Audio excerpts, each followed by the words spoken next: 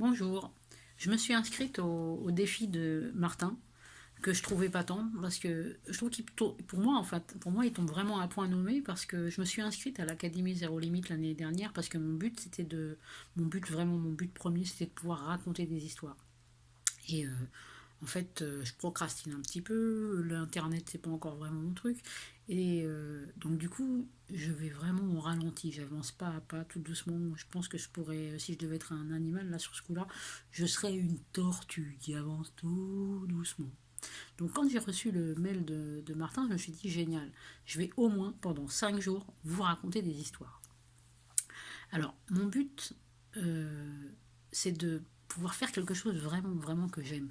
J'adore écouter des histoires, raconter des histoires, transmettre, du coup, transmettre. Transmettre, je trouve que c'est le clé de s'asseoir 2 minutes et de causer avec quelqu'un qu'on connaît ni d'Ève ni d'Adam, mais de se connecter à lui et de causer 2 minutes. Et je trouve que c'est vraiment ce qu'on a de plus précieux en nous, c'est cette capacité à créer du lien, à recevoir et à créer du lien et ensuite à l'emporter. Et quand j'étais enfant aussi, j'allais en vacances à la campagne, dans le fin fond, au bas du monde, dans le sud du Maroc, et il n'y avait ni télé ni rien, c'était juste nos grands-mères qui nous racontaient des histoires. Et je me souviens toujours de ce mot que je vais essayer de vous traduire, qu'elle nous présentait les légendes et les histoires qu'elle nous racontait. C'était génial parce que ça développe autant ton imaginaire que je pense aujourd'hui les Walt Disney, enfin je sais pas si c'est vraiment comparable. Donc du coup elle présentait ça. Comme cette histoire, je l'ai puisée dans la rivière, je te la porte pour que tu en boives un peu le temps que je te la raconte, pour qu'elle te désaltère et t'habite un petit peu. Et quand il restera un petit peu dans la jarre de cette eau, je te propose de la remettre dans la rivière pour que quelqu'un d'autre, à son tour, puisse aller la s'y abreuver en fait. Et je trouve que c'est ça qui est intéressant, c'est de prendre des histoires, de se les faire siens et de les raconter pour qu'ensuite elles puissent perdurer dans le temps. Et j'ai un petit peu voyagé dans ma vie et par exemple, j'ai rencontré des griots. Et les griots, c'est ce qu'ils faisaient un petit peu. Ding, ding, ding, ding, ding, ding, ding, ding, ding. Ils se baladaient de village en village et ils apportaient l'histoire. C'était aussi une sorte d'information en fait, puisqu'il y avait aussi les histoires d'antan. Et du coup, il y avait vraiment des fabuleuses, fabuleuses histoires. Il y en a une qui m'est restée dans mon souvenir, qui est vraiment restée bien accrochée à mon souvenir. C'était une pour traduire un petit peu, englober le problème ou l'émotion qu'on a quand on se met en colère en fait. Et ce qui est épatant, c'est que quand on se recule et qu'on réfléchit, dans toutes les cultures, la colère, elle est mauvaise conseillère. La colère est à prendre avec des pincettes. Elle est vraiment, en fait, pour les hindous, je crois qu'ils disent que c'est comme quand pendant tout l'hiver, pendant tout l'été, enfin pendant tout l'automne, tu as ramassé du bois pour que ça puisse te servir en hiver et te réchauffer. Et donc tout doucement, tu as mis beaucoup de temps à ramasser bûche par bûche, à les préparer pour que tu puisses en avoir besoin, enfin les utiliser au moment où tu en as besoin. Et pour eux, venir se mettre en colère, c'est comme si, ding, en 1 minute, t'avais mis au feu, t'avais cramé tout ce bois que t'avais ramassé pendant je sais pas combien de mois. Pour les musulmans aussi, par exemple, je crois que c'était dans un mot du prophète où le monsieur venait et demandait au prophète, dis-lui, donne-moi un conseil. Il lui disait, ne te mets pas en colère.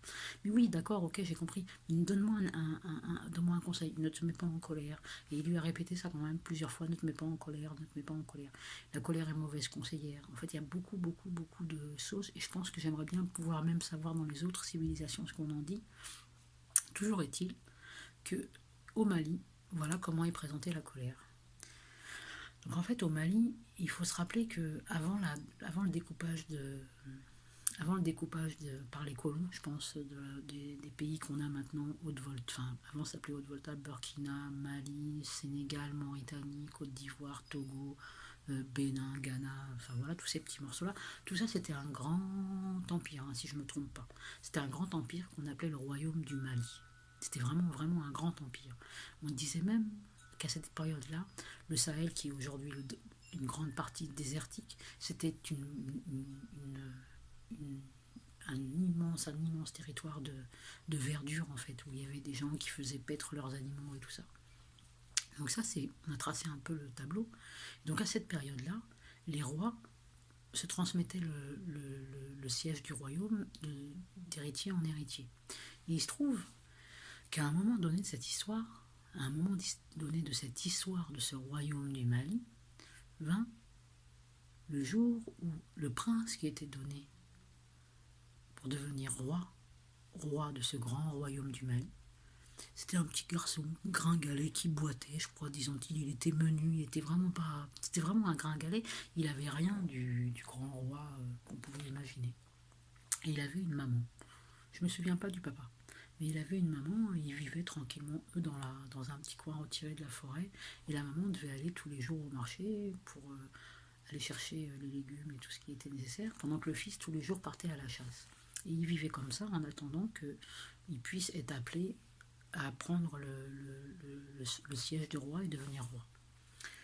Et vraiment, il était, je crois qu'on disait de lui qu'il était vraiment bon, mais il était tout menu, tout frêle, tout ça. Et dans le village, il y avait des dames qui, elles aussi, avaient des enfants. Et qui estimaient que, du fait de la stature toute minus, toute ridicule de ce futur roi, elles avaient au contraire des enfants qui étaient grands, forts, vigoureux, vaillants, avec leurs deux jambes, et qui auraient fait, à leurs yeux, un bien meilleur roi. Et de fil en aiguille, le mot s'est passé, et c'est vrai que c'était un petit peu effrayant de penser que ce petit jeune serait le roi, et qu'est-ce qu'il va faire de nous, est-ce qu'il va être assez capable de faire. Et de fil en aiguille, les dames, surtout les mamans qui avaient des enfants à placer sur le royaume, elles se sont un peu liguées. Et au fur et à mesure, c'est monté une organisation pour essayer de saboter et de mettre des obstacles sur le chemin de ce jeune roi. Et ce jeune roi, il était tranquille, il vivait avec sa maman. Sa maman commençait à se faire un peu vieille. Et de fil en aiguille, de fil en aiguille, de fil en aiguille, elle se faisait un peu vieille et elle allait tout le temps au marché. Et le fils, il a réfléchi et s'est dit il faudrait que je trouve un moyen pour qu'elle se fatigue moins, parce que voilà. Alors il prend un moment et il fait un grand potager et il y met tous les légumes que sa maman a l'habitude de trouver au marché. Il y met des carottes, des navets, des poireaux, des courgettes. En fait, il y met tout ce dont sa maman avait besoin. Et tous les jours, il continuait. Donc, une fois que le potager était fait, il continuait à aller à la chasse. Et alors, les dames, elles regardent là, comme ça, en coin. Elles ont commencé à manigancer et à calculer leurs angles d'attaque. Leur angle d'attaque. Comment est-ce qu'elles pouvaient attaquer ce jeune homme et sa maman, donc en même temps, pour faire en sorte que plus jamais il ne puisse devenir roi. Alors c'est des sorcières un petit peu. Et les sorcières, elles savent, c'est un truc que au Mali on sait que tant que t'es calme, c'est comme si tout est fermé chez toi et que aucun sortilège, aucun pouvoir ne peut entrer en toi si t'es bien fermé. Mais par contre, si on arrive à te mettre en colère et que quand tu te mets en colère, tu ouvres tout grand ton portail, et bien là, elles peuvent s'amuser et jeter le sortilège et de faire en sorte de te transformer en ce qu'elles voudront, mais surtout là dans ce cas-là de faire en sorte qu'ils ne deviennent jamais rois. Alors donc elles surveillent, alors elles se disent on va faire mine d'aller voler les légumes et les fruits qu'il a mis si longtemps à laisser grandir pour sa maman en fait. Et elles se sont dit automatiquement, quand il va nous voir un petit peu saccagé et voler le fruit de ce long travail qu'il avait fait pour sa maman, il va automatiquement se mettre en colère. Et là, à L3, parce qu'elles sont trois, celles qui restaient dans le groupe, on pourra jeter notre sortilège, jeter notre sort, et il en sera fini de ce jeune homme. Donc ok, alors elle concocte, elle surveille, hein, voilà le jour idéal. Le jour idéal arrive.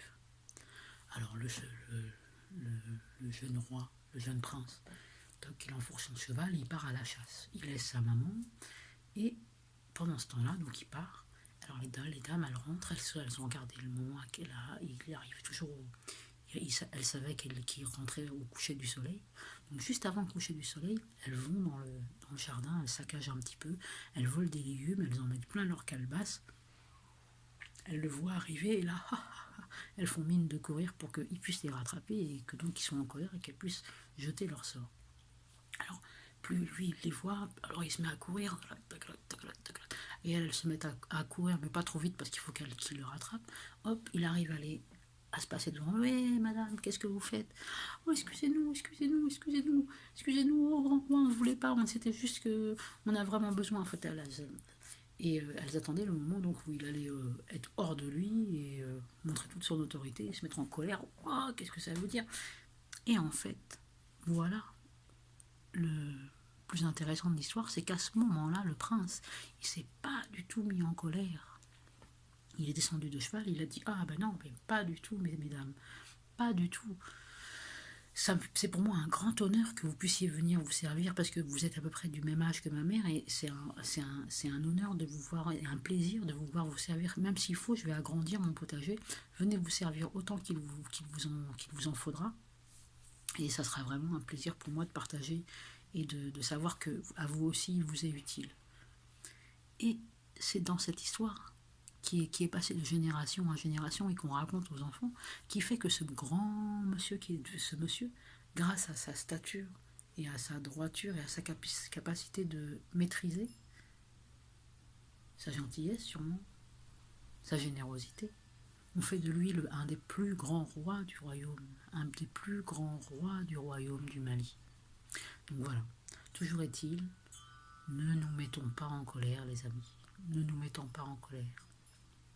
Donc j'espère, sincèrement j'espère que cette histoire, vous l'avez écoutée jusqu'au bout, qu'elle vous a bien été transmise, qu'elle vous a fait du bien, et envoyez-moi des feedbacks, parce que le défi de Martin, pour moi je le trouve génial, que je gagne pas, c'est vraiment un moyen de vous transmettre toute mon amitié et toute mon énergie peut-être.